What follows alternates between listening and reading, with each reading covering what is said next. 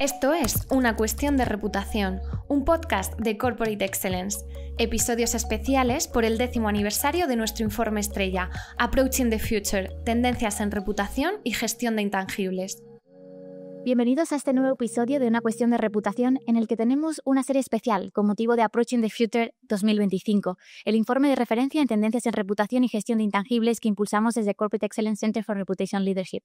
En esta serie de entrevistas analizamos las claves que están marcando el presente y el futuro de la gestión empresarial.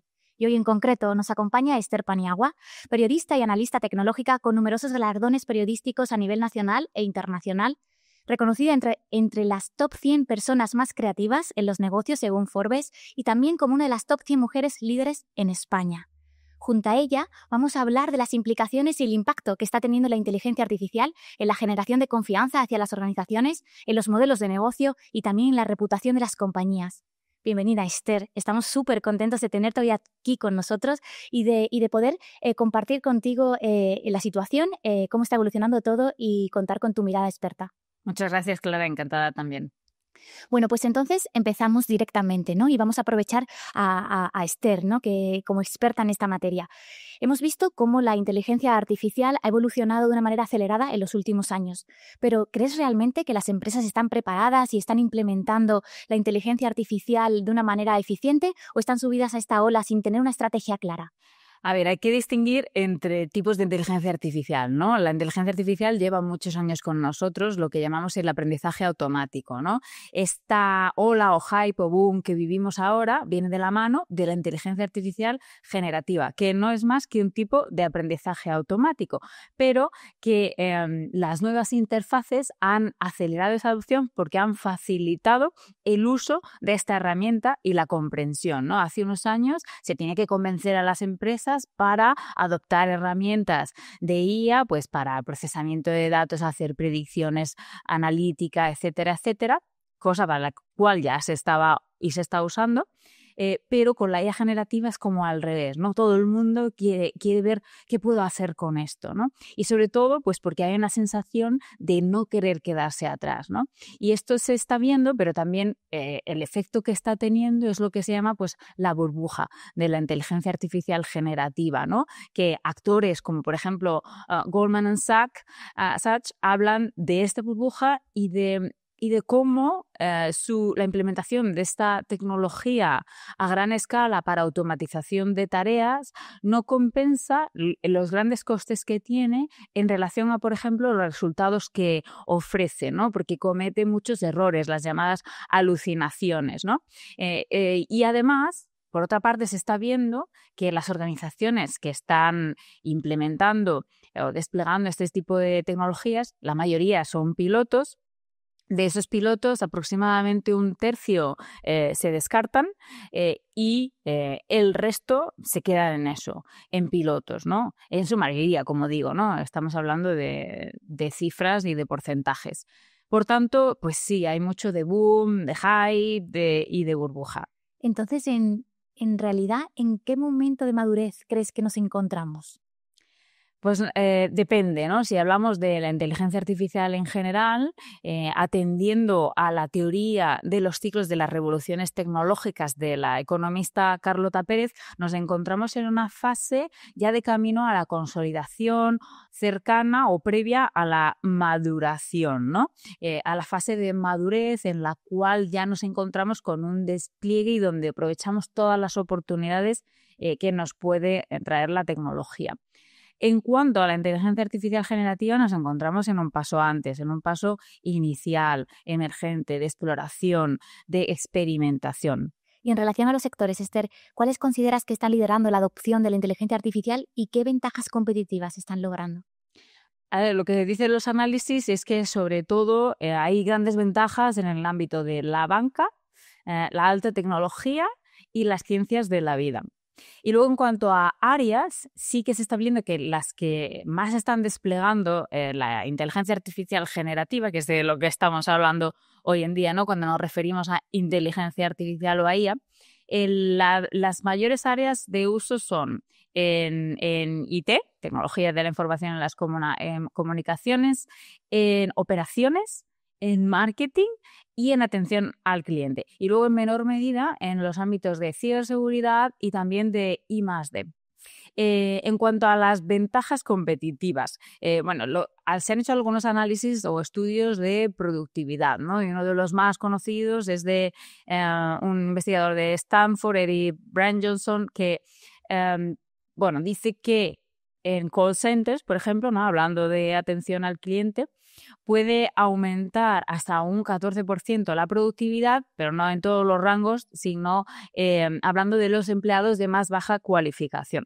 Porque tener una herramienta como esta pues les proporciona una información y un conocimiento, entre comillas, extra que no tienen y les ayuda a hacer mejor su trabajo. El problema que hay con esto es que muchas veces lo que se esconde detrás de estas mejoras de productividad es un impuesto de tiempo al consumidor. Y en el ejemplo de los call centers esto se ve muy claro porque muchas veces cuando se usan estas tecnologías para automatizar procesos, pues lo que pasa es que el consumidor tiene una experiencia en la cual no se satisface del todo su demanda o no sabe exactamente cómo preguntarla o dónde encontrar la resolución del problema, o incluso en la interacción con el chatbot pues no es exactamente lo que está buscando y tiene que perder más tiempo en buscar otras vías o de tratar de hablar con alguien para resolver de forma efectiva su problema. Sí, entiendo. Es como que te presenta grandes oportunidades desde el punto de vista de la efectividad o de la productividad, pero también grandes retos, ¿no? En la experiencia del cliente, en cómo equilibrar también, ¿no? La humanización.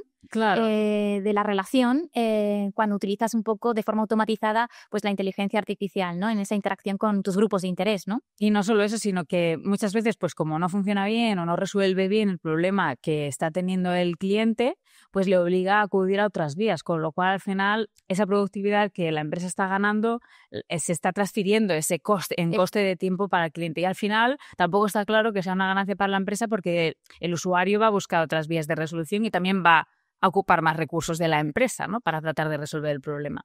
Y en relación, esa pregunta está relacionada un poco con esta idea, ¿no? De la experiencia del cliente y que al final, pues en el cómo lo tratamos o el cómo lo hacemos, muchas veces, pues esa calidad, ¿no? Del trato y el servicio, pues está siendo determinante en la percepción de nuestros grupos de interés, en la construcción de la reputación. Pero no sé si podrías profundizar o contarnos cuáles son los principales desafíos que tiene o que supone el impacto de la inteligencia artificial en la gestión de la reputación, desafíos reputacionales. A ver, la inteligencia artificial, o más bien cómo la usemos, la creemos, la despleguemos, ¿no? en las organizaciones, puede tener un impacto tanto positivo como negativo, ¿no? En el lado positivo, si hacemos las cosas bien, pues de forma segura, ¿no? Implementando estas tecnologías de forma transparente, confiable, ética y cumpliendo también las normativas, pues puede ser un elemento positivo, ¿no? Hacia la confianza y la reputación para posicionarnos en eso, ¿no? Pero por otra parte, si lo hacemos mal, puede ser negativo y muchas veces sin darnos cuenta, ¿no? Hay muchos aspectos que pueden influir o perjudicarnos reputacionalmente, tanto a nivel también económico como legal, no solamente reputacional. Por ejemplo, cuando empezó este boom de la inteligencia artificial generativa, escuchamos este escándalo o polémica, ¿no? Porque unos trabajadores de la empresa Samsung habían usado ChatGPT para hacer unas consultas con información confidencial y esa información pues se había filtrado, ¿no? Porque como sabemos la IA generativa pues acaba usando los datos que nosotros le proporcionamos para seguir entrenándose, salvo que lo especifiquemos, ¿no? Y borremos el historial, cosa que además en ese momento todavía no era posible, no habían implementado o puesto o facilitado esta posibilidad, ¿no? Y por tanto, pues hubo un problema reputacional para la empresa porque todo el mundo supo que habían cometido una mala praxis y que habían desvelado, ¿no? Información confidencial de la empresa. Esto también pasa en otros ámbitos, ¿no? Por ejemplo, Canadian Airlines tuvo un problema porque tenía un chatbot que a un cliente pues, le respondió que tenían una política de reembolso por duelo. Esta persona tenía que viajar porque su madre había fallecido y el chatbot dijo pues que le reembolsarían el dinero del viaje, ¿no? Y esto no era verdad. Canadian Airlines no tenía este tipo de política. Y ellos llegaron a juicio con el usuario y un juez dijo que la empresa es responsable de todo lo que diga su chatbot. Entonces, cuando implementamos estas tecnologías no somos conscientes de la responsabilidad que tenemos, ¿no? También tenemos otros ejemplos en el ámbito profesional. Por ejemplo, abogados, y esto ha sucedido fuera, y lo hemos conocido en los primeros casos fuera, pero también en España recientemente, que están usando la IA generativa para preparar sus escritos a los jueces o sus alegaciones, y que estos sistemas, pues como sabemos, se inventan cosas porque son sistemas probabilísticos que no están diseñados para la veracidad. Y lo que pasa es que estas personas, cuando no verifican el contenido, pues están usando alegaciones falsas sobre casos que nunca han existido, y entonces los jueces pues lo que hacen es desestimar esa alegación o, peor aún, pedir la inhabilitación del abogado o la abogada en cuestión. Es interesante, ¿no? Cómo el uso y la privacidad de los datos va a ser uno de los ejes claves, ¿no?, para el futuro de la adopción de la inteligencia artificial, y que te pueda ayudar a construir una buena reputación y ese reconocimiento, pero también un riesgo reputacional. También, de alguna manera, esa parte de la desinformación o las alucinaciones, técnicamente decías, ¿no? Esa falta de veracidad en la información, ¿no? Y en relación a la desinformación, ¿no?, con una de las cosas que nos permite la inteligencia artificial es la generación automática de muchos contenidos, la proliferación y la amplificación de la generación de contenidos. En muchos casos pues amplifica la desinformación, ¿no?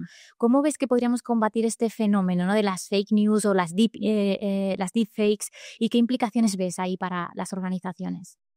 Pues hay muchas. Por una parte, la forma de combatir desde la organización es con transparencia, ¿no? Informando sobre cómo usamos estas herramientas, para qué, quién, en qué procesos, y sobre todo no contribuyendo a la desinformación, pues generando en el ámbito corporativo, pues a veces se hacen campañas incluso de descrédito de competidores, o usándolas como forma, como claim un poco publicitario de forma engañosa, ¿no? Yo me acuerdo un ejemplo de un lobby del sector digital diciendo: tenemos una IA periodista, y no era ni IA ni periodista, ¿no? Y encima pues estás quedando mal con un sector al que te estás dirigiendo, ¿no?, de los profesionales que lo ven como una broma, es decir, que estás diciendo que tienes una IA periodista, ¿no? Y lo único que tienes es una pantalla de televisión con un holograma al que le has insertado unas preguntas, ¿no? Pues esto contribuye al engaño sobre qué estamos haciendo, cómo estamos usando estas herramientas, o también usarla muchas veces para crear esos deepfakes para campañas que simulan la imagen de personas conocidas o personas fallecidas, que puede entrar dentro de las buenas prácticas si se hace con permiso de estas personas, de forma divertida, ¿no?, en el ámbito a lo mejor más publicitario, pero también hay una línea muy fina, ¿no?, que podemos cruzar y entrar en la mala práctica. Luego, en cuanto a cómo la desinformación afecta a las corporaciones, pues de muchas formas, ¿no? Obviamente en la confianza y la reputación, en tanto en cuanto la desinformación se dirija a desprestigiar nuestra organización, pues eso, siempre que se siembra la duda, puede infundir esa desconfianza en nuestros clientes y en nuestro público interno, también en todos nuestros grupos de interés, incluyendo nuestros empleados. Pero también, además, puede generar unos costes extra, porque puede ser que eso incentive una investigación por parte de una institución regulatoria o un organismo público, ¿no?, hacia nuestra empresa por alguna difamación o alguna desinformación que haya habido. También genera unos costes en cuanto a que necesitamos dedicar recursos a monitorizar la desinformación, a controlarla y a desmentirla.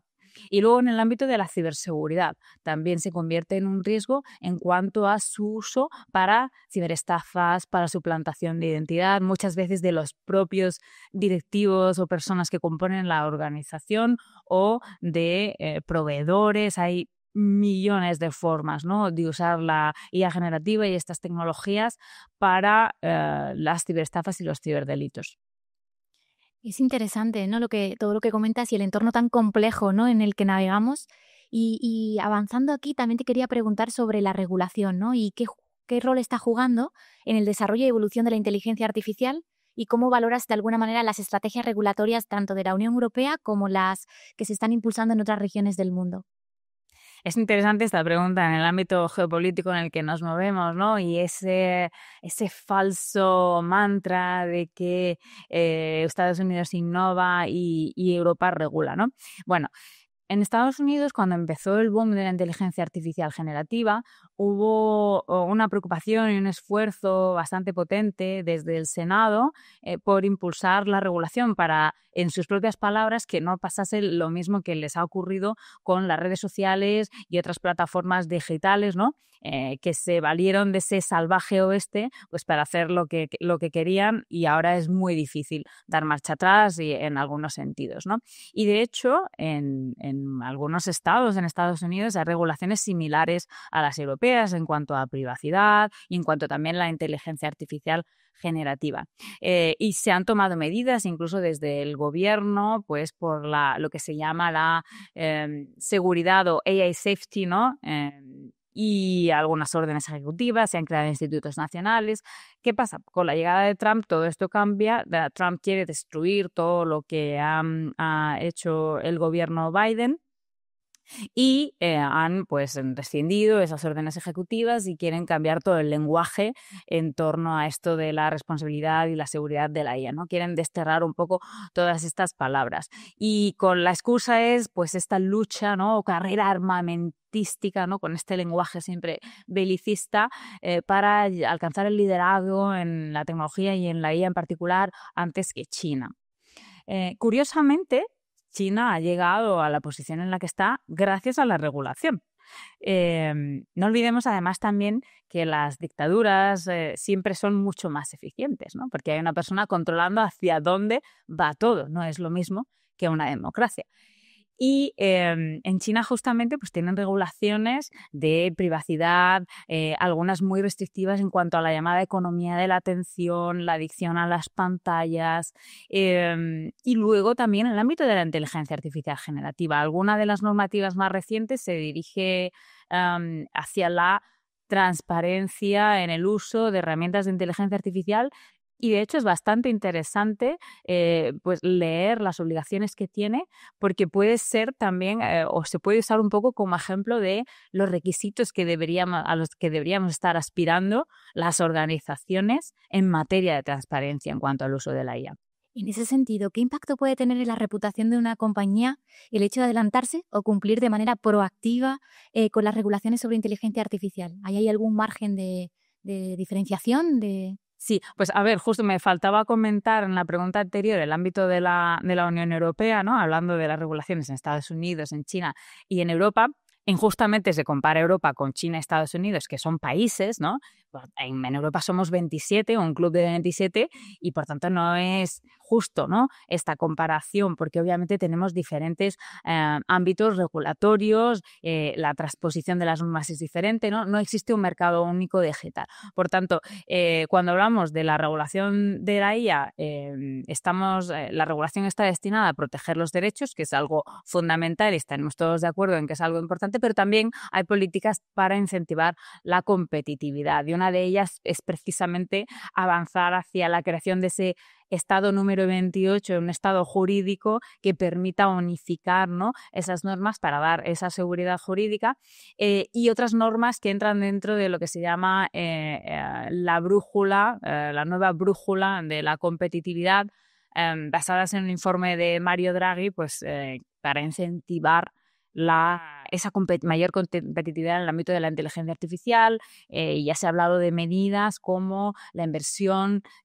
público-privada de 200 millones en el desarrollo de la IA en Europa, de las llamadas factories, que hay una en España. O sea que se está intentando poner un balance, ¿no? entre la protección de los derechos y la innovación. Obviamente es más difícil, pero lo que dicen los datos y los estudios es que los problemas de innovación de Europa no vienen dados por la regulación. Esta facilita la seguridad jurídica, también facilita la innovación con normas como la de propiedad intelectual o crea nuevos mercados, como por ejemplo en el ámbito de la publicidad para nuevos modelos de negocio, ¿no? Hay otros problemas que sí que están afectando a la innovación.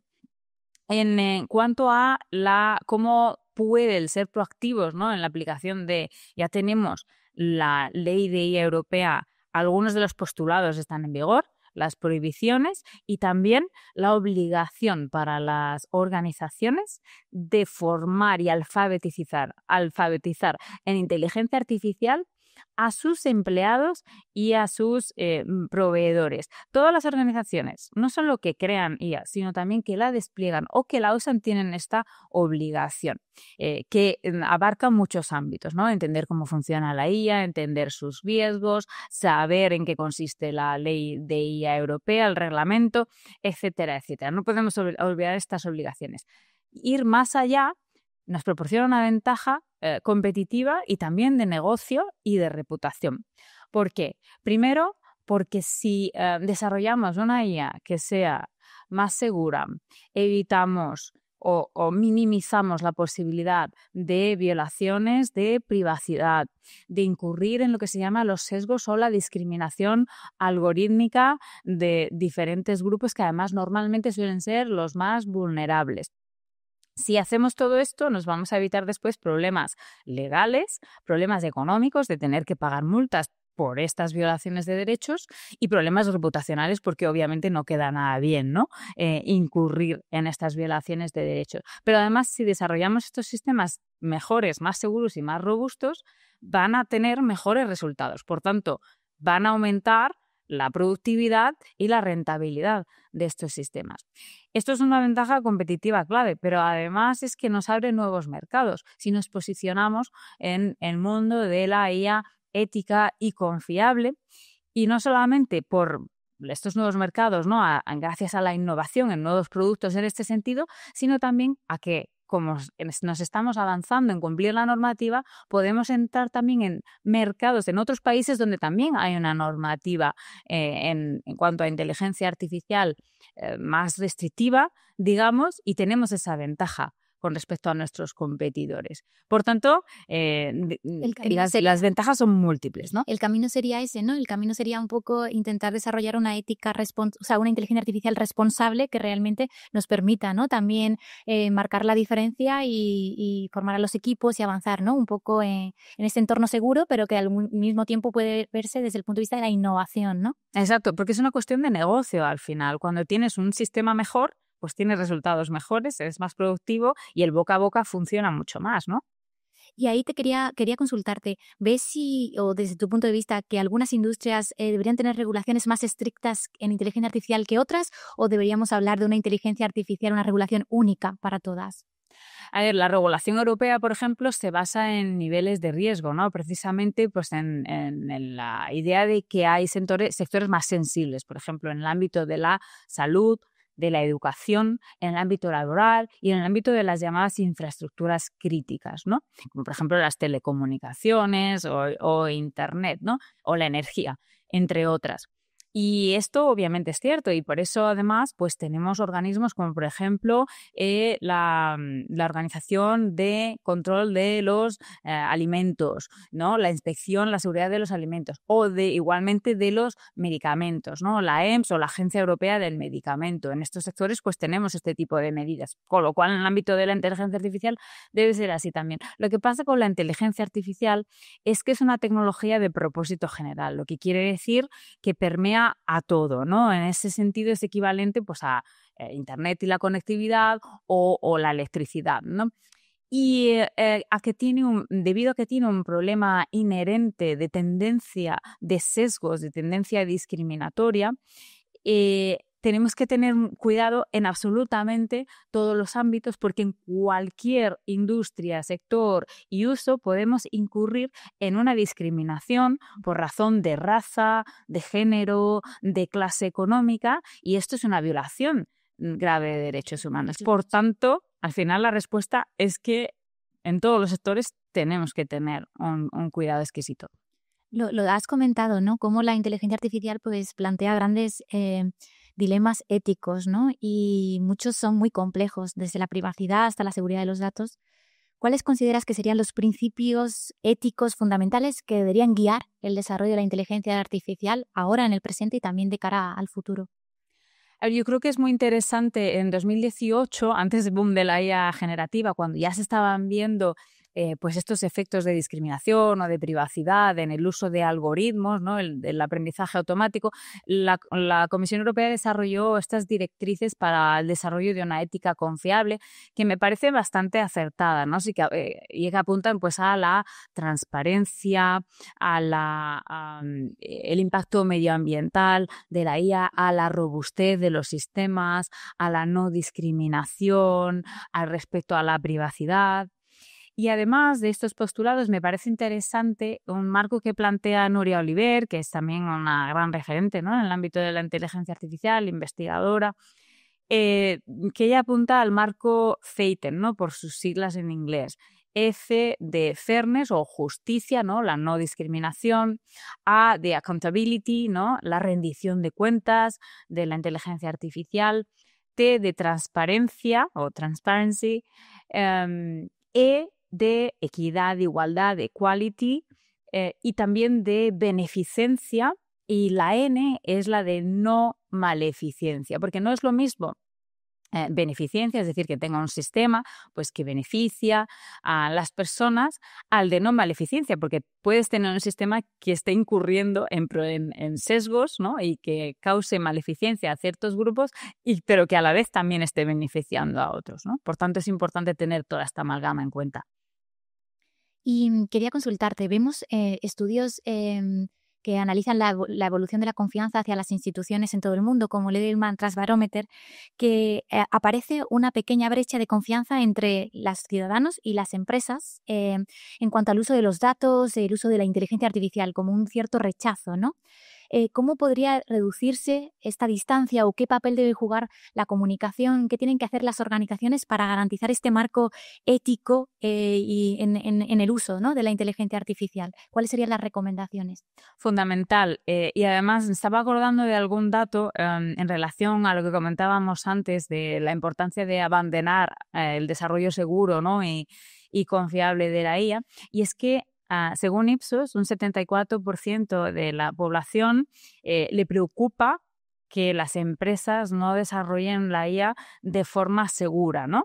Y por otra parte hay una necesidad o una falta de comprensión sobre las implicaciones de esta tecnología, sus repercusiones, qué significa, cómo funciona, ¿no? Más de un 40% de la población tiene un desconocimiento absoluto o en cierta medida es desconocedora, ¿no?, de esas implicaciones. Por tanto, tenemos labores fundamentales en cuanto a esa alfabetización, no solamente hacia adentro, sino hacia afuera, a la población, hacia usar nuestras tecnologías o implementarlas de forma segura, pero también en cuanto a la confianza, cómo comunicamos cómo estamos usando estas herramientas, ¿no? Desde una organización, pues, ¿qué hay que hacer? Decir en qué procesos las usamos, incluso quién, ¿no? O sea, qué tipo de cargo o en qué posición se está usando, para qué exactamente. Cuando publicamos en el ámbito de la comunicación corporativa, ¿no?, si hablamos de textos, ¿para qué lo hemos usado? No es lo mismo usar una IA para generar el texto desde cero que para supervisar algo que nosotros hemos creado, o para encontrar a lo mejor sus puntos débiles, o para mejorar un fragmento de ese texto, ¿no? Entonces, explicar para qué lo hemos usado es importante. También en el ámbito de las imágenes y de los vídeos, ¿no? Poner esas marcas de agua que identifiquen los contenidos generados por inteligencia artificial de forma clara. Y luego, como práctica ya extra de transparencia, si queremos ir más allá, pues incluso publicar los prompts, ¿no?, en las instrucciones que hemos usado cuando hemos utilizado estas herramientas. Más allá del ámbito de la comunicación corporativa, pues es un poco lo que decía antes, ¿no? Este desarrollo de herramientas pues con los estándares de seguridad, de ética y de IA responsable, ¿no? Y hacer un uso pues al final que tenga sentido, ¿no?, de estas herramientas. Lo has mencionado un poco, ¿no? Pero ¿tienes así casos de uso, buenas prácticas o de éxito en el uso ético que podrías compartir de organizaciones que realmente estén marcando la diferencia y de las que podamos inspirarnos, ¿no?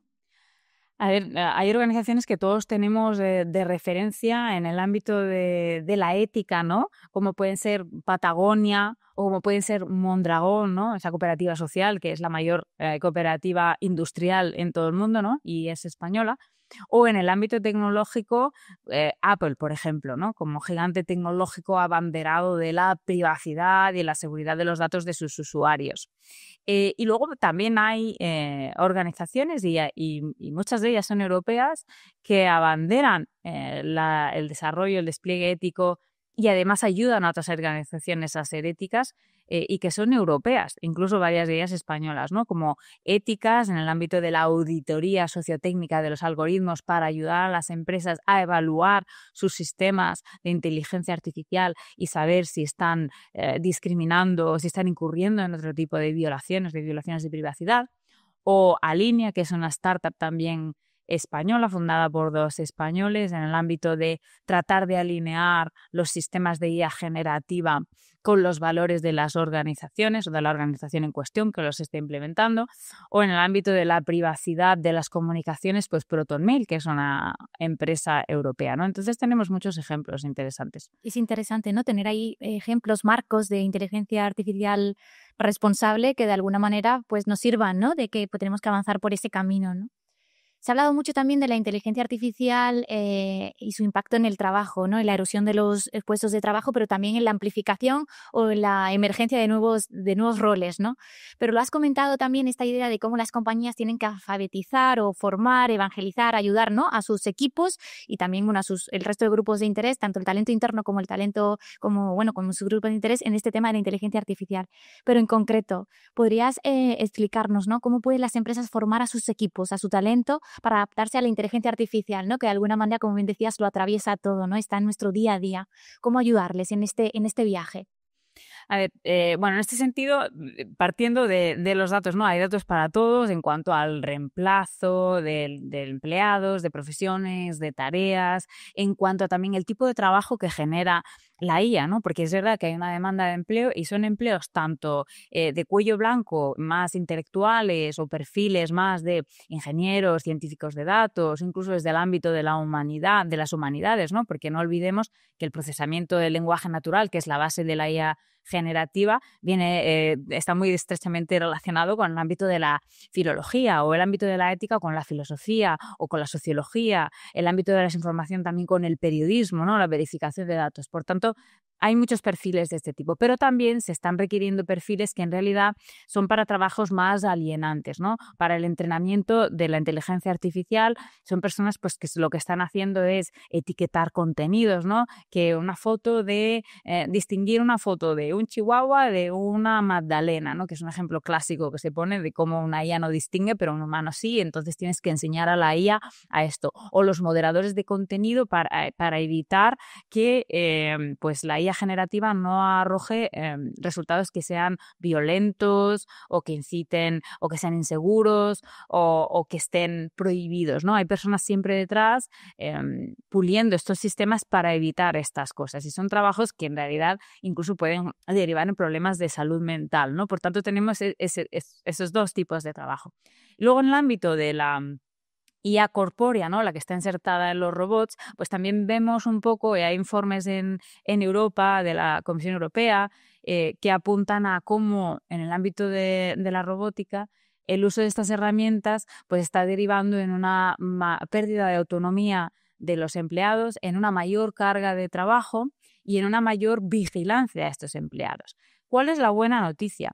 Que todo esto no depende de la tecnología en sí, o sea, el problema no es la tecnología, sino las decisiones de gestión, las decisiones de las empresas. Y esto se puede cambiar. Si las empresas deciden usar esas herramientas no para reemplazar a los empleados o no de forma intensiva para aumentar la carga de trabajo y reducir costes, pues a lo mejor despidiendo a algunas personas, se puede decidir hacerlo de otra forma, ¿no?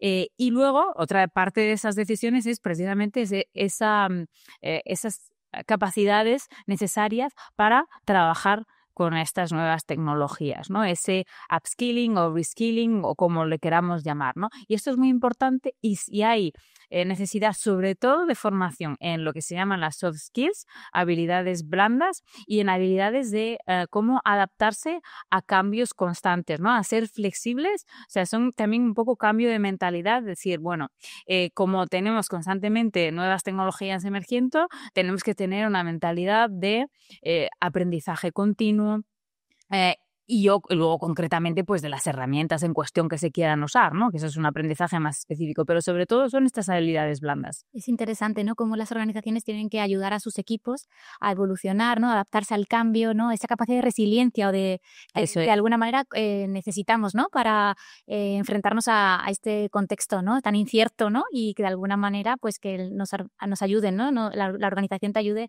a avanzar. Y en ese upskilling o reskilling, el primer paso más básico de todos es explicar o que se entienda cómo funcionan las tecnologías de inteligencia artificial, ¿no? ¿Cuál es la base? Entender que son sistemas probabilísticos, entender que no hay magia detrás.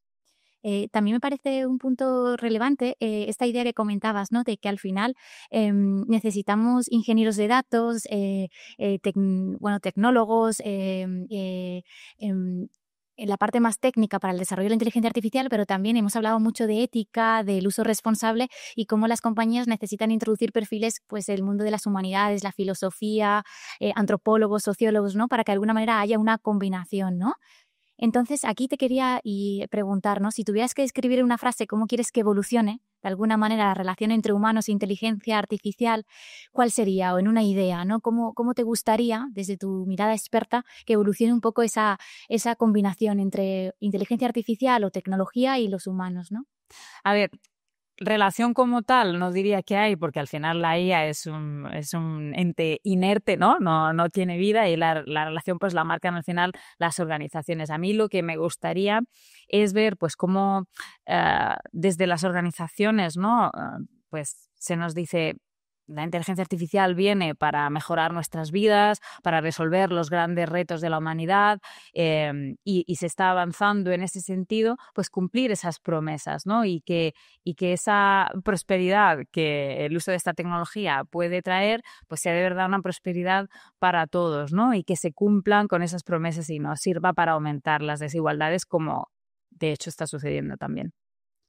Y ya para terminar, ¿no? ¿Qué recomendaciones finales darías a las organizaciones que quieran comenzar su viaje en la inteligencia artificial, a integrarla, a utilizarla en su día a día, ¿no?